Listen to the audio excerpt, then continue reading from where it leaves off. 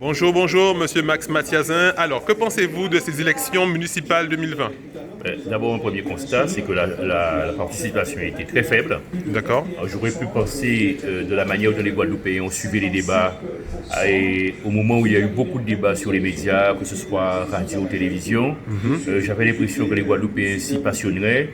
Mais en tout cas, ici, ils sont passionnés, mais la participation est plutôt faible. Je crois qu'on n'atteint pas, ou on atteint à peine les 50%. À cause du coronavirus aussi. Oui, ça a joué aussi parce que beaucoup d'électrices et d'électeurs ne se sont pas déplacés pour aller aux urnes, parce que les gens se sont dit, bon ben finalement, on a des inquiétudes, et aussi, il n'y a pas seulement le corona, il y a aussi le fait qu'il y a une espèce de désenchantement général pour ce qu'on appelle la classe politique ou pour la politique. De désintérêt en fait. De désintérêt, donc je pense que ça a joué.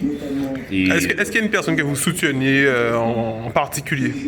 Oui, je soutenais dans ma commune, Madame Jalima, le maire sortant, qui je crois a raté son élection au premier tour de 17 voix, et qui va se retrouver au deuxième tour.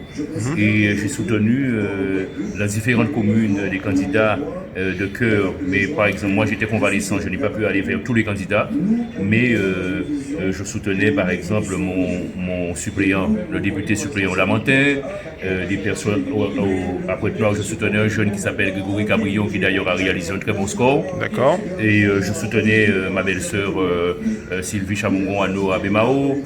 J'ai des amis un peu partout, par exemple Atala à Bastère, Georges Germain au Lamentin, à Monalo.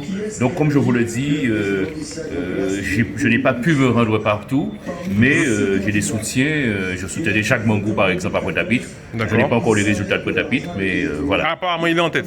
Ouais, ben, c'est une bonne chose. Il est en tête. Voilà. Mais merci beaucoup. Alors là, on est avec Monsieur Rodi Tolassi du Rassemblement National. Alors Monsieur Tolassi, c'est quoi tes impressions sur les élections municipales 2020?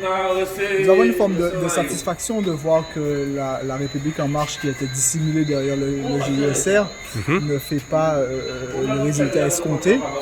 L'objectif, c'est évidemment de pouvoir combattre le président et ses idées politiques qui sont représentées aujourd'hui, par exemple à Sainte-Rose par Yakou, à Lamentin par Candace Ami, aux Abîmes par Olivier Servat. Ça nous a permis de rebattre les cartes, bien évidemment. Il y avait un dernier verrou qui n'a pas sauté, c'était le verrou de Bémao, parce qu'on sait très bien que le président de région aussi est en marche. Mais ça va être très compliqué pour lui en 2021. Il a perdu la vitesse et ça s'est vu lors de ses résultats. Donc l'important, ça va être aussi d'amener notre offre politique, et ça va être le but des départementales et des régionales aussi, et d'être présent. Pas forcément être là pour combattre forcément, mais aussi avoir une autre offre politique et pour être très fort en 2022 et pour enfin gouverner ce pays de façon efficiente, pour qu'on puisse avancer et remettre les choses en place. Donc tu es assez satisfait en fait. Si je comprends bien, tu es satisfait des personnes que tu as soutenues en fait. Mais on peut que se réjouir lorsqu'on voit le résultat que fait la République en marche, qui était quand même écrasant, qui avait la région qui vient de prendre la présidence de la République, la gouvernance du pays, et on se rend compte qu'aujourd'hui ils font machine arrière.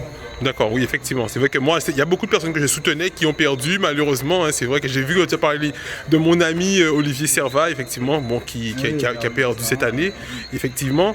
Donc, j'ai vu que tu ne t'es pas présenté cette année. Donc, est-ce que tu vas te présenter, je pense, peut-être au régional? Ça fait beaucoup d'impasses. J'ai fait l'impasse pour les européennes. J'ai fait l'impasse là au dernier moment, certes, mais j'ai eu le recul nécessaire, je crois, pour avoir fait le bon choix de sortir, parce qu'il y avait trop de candidats. Ça aurait été un espèce de méli-mélo et les gens n'auraient pas forcément compris. Je ne serai pas présent lors des départementales, mais on sera présent lors des régionales et la présidentielle, mener la campagne et être présent surtout pour les législatives. Voilà.